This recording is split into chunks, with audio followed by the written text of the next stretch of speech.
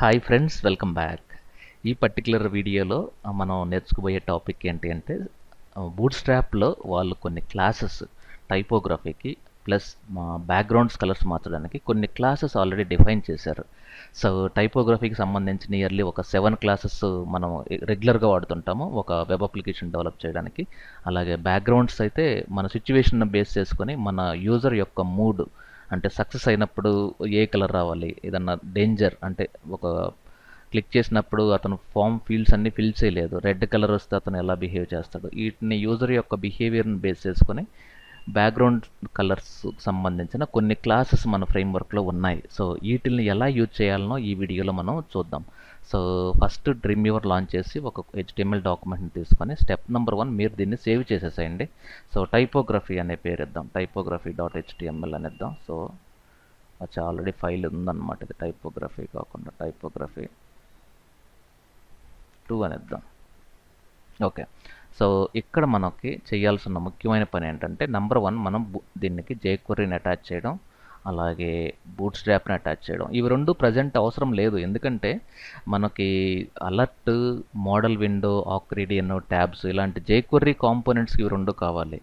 Only for typography బ్యాక్గ్రౌండ్కి JavaScript అవసరం లేదు, only ఇది ఒక్కటే మీరు ప్లేస్ చేసినా సరిపోతుంది. కానీ బెస్ట్ ప్రాక్టీస్ ఏంటంటే మీరు HTML డాక్యుమెంట్కి ప్రతిసారి ఈ ఆర్డర్ ఫాలో అయితే మీకు బాగుంటుందని చెప్పి ఇలా పెట్టాం. ఫైన్, ఇక్కడ ఫస్ట్ మనం ఏం చేద్దామంటే ఈ బాడీలో ఒక సింపుల్ H1 తీసుకుందాం. SEO skills. బేసికల్గా SEO స్కిల్స్ అంటే ఏంటి అంటే ఇది బేసికల్గా SMALL, small digital marketing branding academy కాకుండా అకాడమీ అని ప్లేస్ చేశాను. దీన్ని H1 క్లోజ్ చేశాను. దీన్ని ఇప్పుడు మనం నార్మల్గా టెస్ట్ చేసామనుకోండి F12 అని, ఇదిగోండి ఇది H1, ఇది స్మాల్ ట్యాగ్ వల్ల వచ్చిన రిజల్ట్. Okay fine. సో దీన్ని మనం ఏం చేద్దామంటే ఒక మెయిన్ ఒక డివ్ తీసుకొని క్లాస్ కంటైనర్ అనే దాన్ని తీసుకుంటున్నాను. కంటైనర్ అంటే మీకు తెలుసు కదా, అంత అంటే లేఅవుట్ మొత్తం ఆటోమేటిక్గా మీకు సెంటర్లో వస్తుంది. సో చూడడానికి బాగుంటుంది, ఇదిగోండి ఇది. ఓకే, దీనికి మీకు ఇమ్మీడియట్గా నేను ఒక HR ఇస్తాను, సో దట్ మీకు తెలుస్తుంది HR ఎలా ఉంటుంది అనేది. ఇది HR, ఇక్కడ SEO స్కిల్స్ అకాడమీ, ఇక్కడ ఇది ఉందన్నమాట. సో అలా మీరు మిగతాయి ఓన్గా ట్రై చేయొచ్చు. అంటే ఇది H1 ఉంది, H2కి ఎలా ఉంటుంది, H3కి ఎలా ఉంటుంది, అవన్నీ మనం ఓన్గా తయారు చేయొచ్చు. కానీ ఇక్కడ స్మాల్ ట్యాగ్ ఎలా ఉందనేది ఇప్పుడు ఇంకొక సింపుల్ ఎగ్జాంపుల్ చూస్తే మీకు అర్థమైపోతుంది. ఈసారి నేను H2 తీసేసి H4 ఇద్దాం. సో ఈ రెండింటికి డిఫరెన్స్ చూడండి ఎలా ఉంటుందో. ఇదిగోండి ఇది SEO స్కిల్స్. అలాగే మీరు H1 నుండి H6 వరకు మీరు ట్రై చేస్తే మీకు అర్థమైపోతుంటుంది. Okay fine. ఇన్ కేస్ ఇక్కడ నేనేం చేస్తున్నానంటే, సో ఇక్కడ H5H INSTITUTA, లేదంటే సారీ టైం ఎక్కువ పడుతుంది నాకు, టైపింగ్ కొంచెం తక్కువ. డిజిటల్ మార్కెటింగ్ అకాడమీ అని చెప్పి టైప్ చేశాను. ఇక్కడ దీనికి నేను మార్క్ అనే ట్యాగ్ ఇస్తున్నాను. ఈ మార్కెటింగ్ అనే వర్డ్ని నేను హైలైట్ చేయడానికి మార్క్ ఇస్తున్నాను. సో ఇప్పుడు మీరు దీన్ని హైలైట్ చేశారనుకోండి, మార్కింగ్ అనేది కలర్ మారిపోయింది చూడండి. అంటే లైట్ బ్యాక్గ్రౌండ్ ఎల్లో కలర్ అనేది దీనికి అప్లై అయిపోయింది. సో ఇది మీరు ఎంటైర్ పారాగ్రాఫ్కి కూడా ఇవ్వచ్చు. సే ఫర్ ఎగ్జాంపుల్ నేను ఇక్కడ H4 కాకుండా ఇక్కడ ఒక సింపుల్ పారాగ్రాఫ్ తీసుకుంటున్నాను. ఈ పారాగ్రాఫ్లో సో ఫస్ట్ కొంత టెక్స్ట్ కావాలి కదా మనకి. సో SEO స్కిల్స్ సైట్లోంచి తీసుకుందాం. సో ఈ సైట్ ఇది తీసుకుందాం, కాపీ, ఇక్కడ నేను పేస్ట్ చేశాను, Ctrl+V, సేవ్. ఒక్కసారి నేను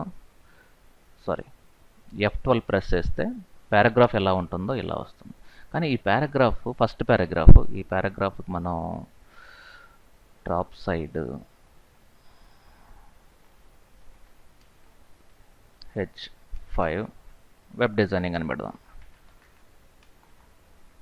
ఇప్పుడు మీకు వేరియేషన్ తెలుస్తుంది, అందుకోసం ఇది వెబ్ డిజైనింగ్ పారాగ్రాఫ్